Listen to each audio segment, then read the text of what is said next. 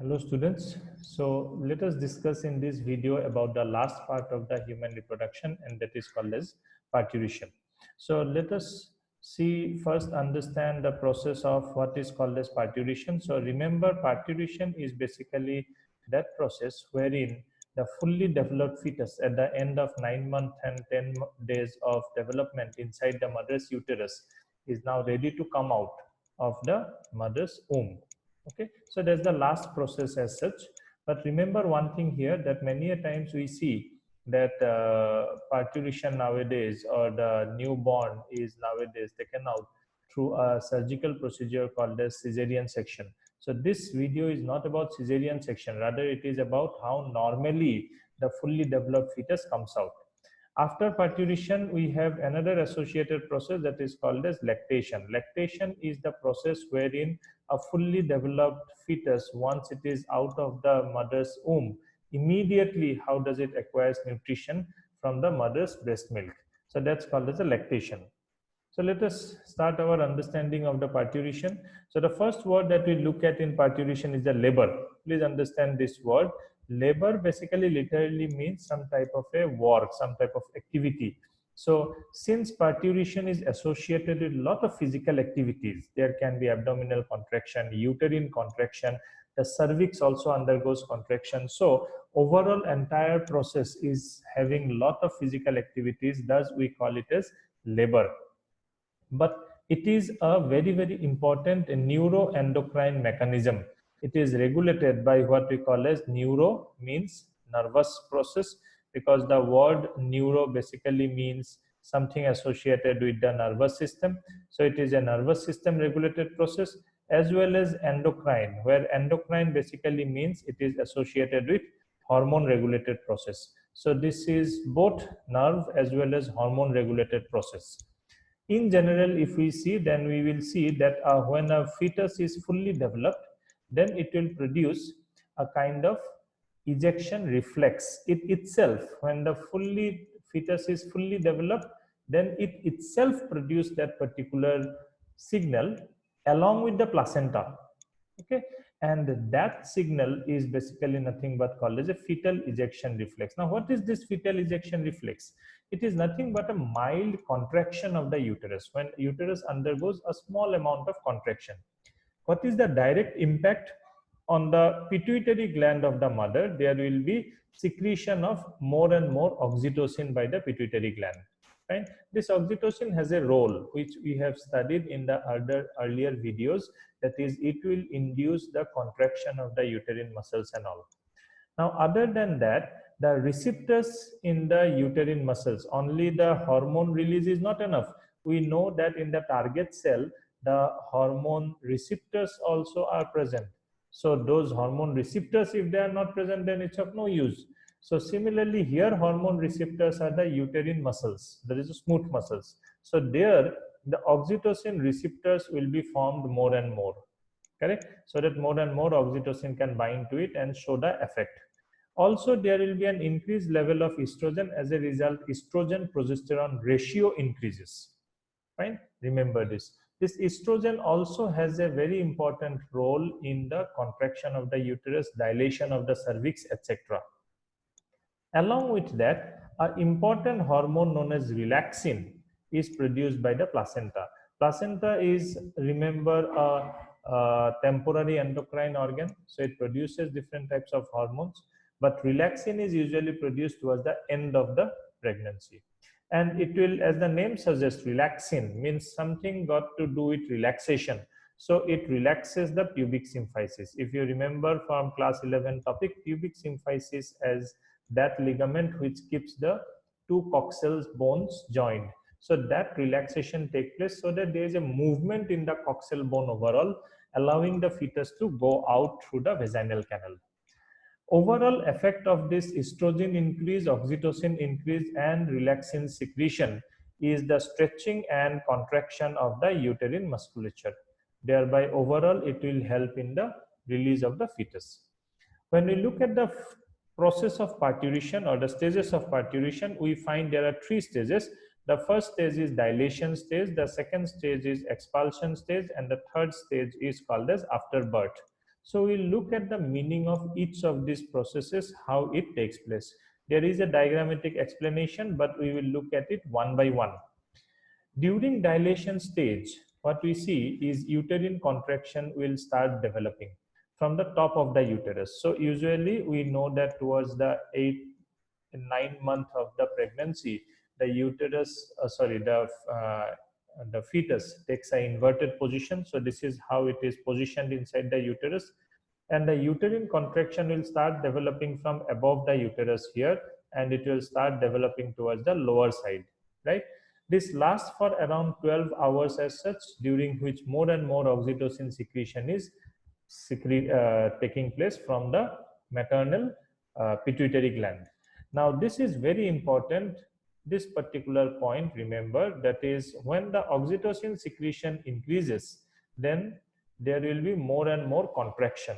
When there is more contraction, there will be more stimulation in the maternal pituitary for more amount of oxytocin secretion. So what happens, there is a kind of feedback mechanism, which is a positive feedback happening. More contraction, more secretion of oxytocin, more oxytocin secretion, further more increase in the contraction process of the uterus. Therefore, what happens is this contraction level keeps on increasing slowly. That's what the next point says, that contraction intervals are 30 minutes initially. Means between two contraction there is a gap of 30 minutes. That gap time is decreasing slowly from 30 minutes to 1 to 3 minutes. Slowly it keeps on decreasing. Did you understand? So ultimately the baby is forced to come out through the cervix. You can see this is the cervix region as such. So through the cervix region, the fetus has started coming out from the uterus, correct? And then the next is the vaginal region.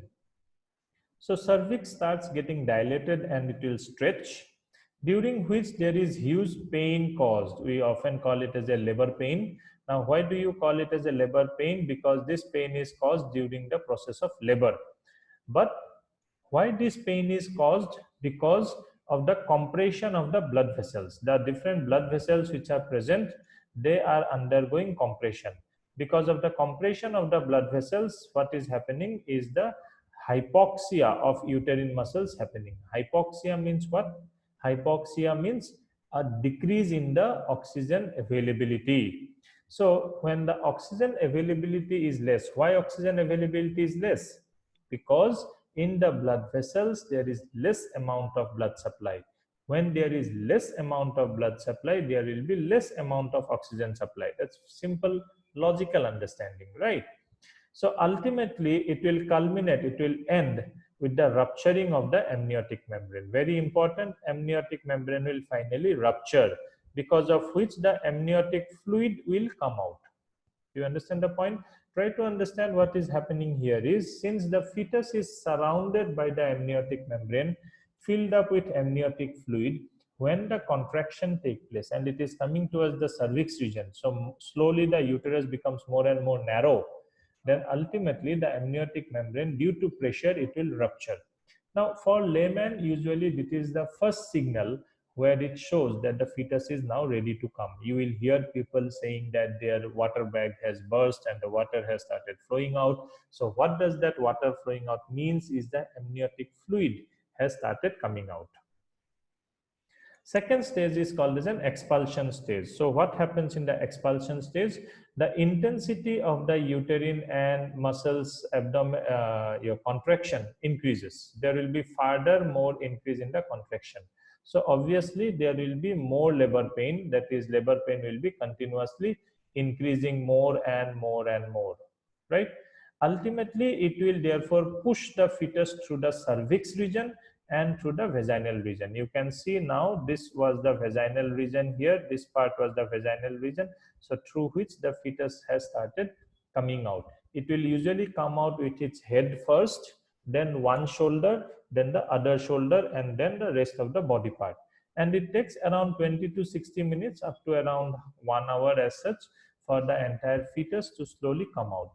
Now we know that fetus is bind with an umbilical cord. This is the umbilical cord to the placenta, right? So when the fetus is out, then umbilical cord is still attached to the placenta in the uterus. So that umbilical cord has to be cut in between, right? And then it is tied very close to the navel, because it has one part is remaining with the fetus, that part is tied with the navel of the fetus.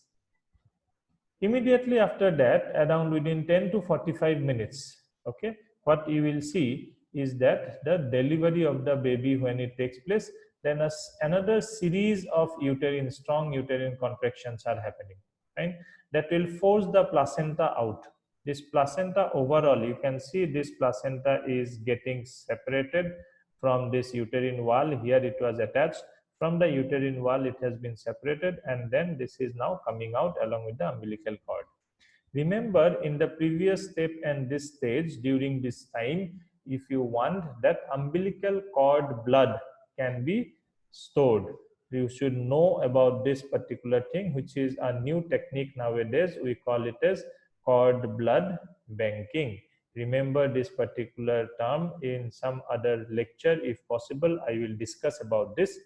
This cord blood is stored for future usage, and because it contains various type of what we call as stem cells of the fetus, and which could be of some use in stem cell technology or regenerative medicine. Now, fetus is out.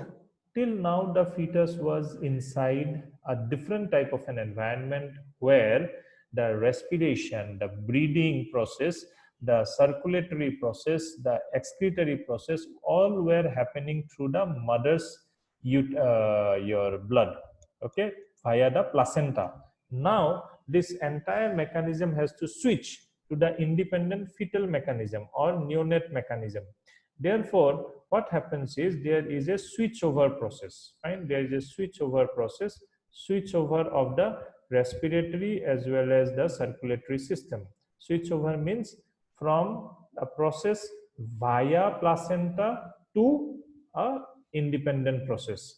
So this is usually initiated by a gaseous hormone called as nitric oxide, right?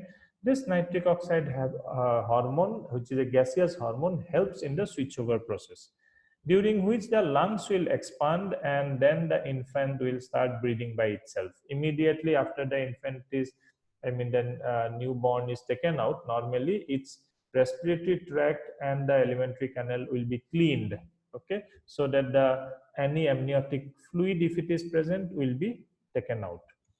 Then blood will start flowing through the heart, aorta, and the pulmonary arteries rather than through the umbilical cord. Through umbilical cord, it will cease, it will not take place anymore, fine, and it will start happening through the heart of the fetus, aorta, and the pulmonary arteries. It will start happening, because earlier it was passing through the breathing was happening through the placenta. So pulmonary artery, lungs were not functioning at that time. Now they will start functioning. So that is called as a switchover mechanism, which is no doubt also a very, very important process. Last step is what we call as lactation. Lactation means how to feed the baby. The feeding of the baby is very, very important once the baby is born. So the feeding of the baby will take place through the mother's milk. The initial mother's milk is called as the colostrum. This is very, very important from exam point of view. It comes in the exam. What do you mean by colostrum? Remember, it is usually the first few days milk, around first 3 to 4 days, whatever milk is released, that is called as the colostrum. That is soon after parturition, what milk is released. Now, mother's milk is as such quite rich in various nutrients, proteins, etc. But this milk is much more richer in case of certain proteins, carbohydrates like lactose, and very important, a typical antibody called as IgA. This antibody is responsible for development of the fetal immune system. The initial immune system can be developed with the help of this antibody. That's why this colostrum is said to be very, very necessary for the newborn. It's essential for the initial immunity of the infants.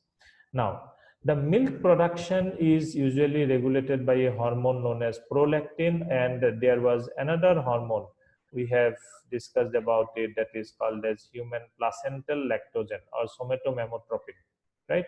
So this was released by the placenta. Now both these hormones were responsible for production of the milk. Please understand, students, this is an important point, that a female is not producing milk at all period of time. It's true that breast development may start after the puberty, but the release of milk or production of milk will not take place until there is a pregnancy. The pregnancy is associated with develop or formation of placenta, and therefore human placental lactogen or somatomamotropin. Along with that, the level of prolactin also will start increasing. More and more prolactin will develop. Correct? This induces development of milk or formation of milk in the mammary gland. But still, the secretion or release of the milk from mammary gland will not take place. Now, when the fetus is ready to come out, associated with fetal ejection reflex, the oxytocin is produced. This oxytocin level is now increasing. At this time, these mammary glands are also starting the secretion of the milk. And when this milk is secreted, it is stored in the ampulla region. We have studied about the structure of mammary gland earlier. So in the ampulla, it will be stored. Only when the newborn is going to suck the nipples, then the milk will start coming out. It's also important to remember is that this suckling process of the fetus, when the newborn, when the suckling of the nipple take place more and more, this also induce a greater release of the oxytocin. It has an effect on oxytocin secretion. So more the sucking, more the oxytocin, and more will be the secretion of the milk. Okay. So that was all about the human reproduction process in general, and specifically in this video we have discussed about the male and the parturition process and the process of lactation. Therefore, we will in the next topic we will discuss about other chapters. So please, if you have any doubts, do let me know and do a revision of the whole chapter.